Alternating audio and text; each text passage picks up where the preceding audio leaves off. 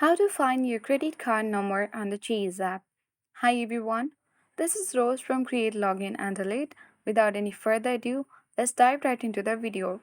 If you don't have your Chase card with you, here is how to find your credit card number in the application. So first of all, launch Chase application on your device. Make sure to log in and sign into your account. After that, you have to simply locate statements and documents. And then you have to access your statement by tapping on the Statements tab. If prompted, you have to select your credit card account and click on the most recent statement.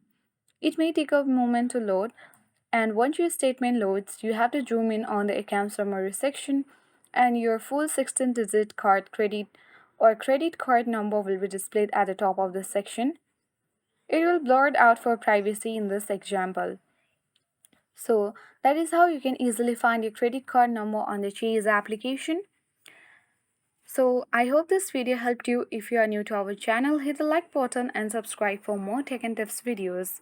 Thanks for watching and see you in the next video.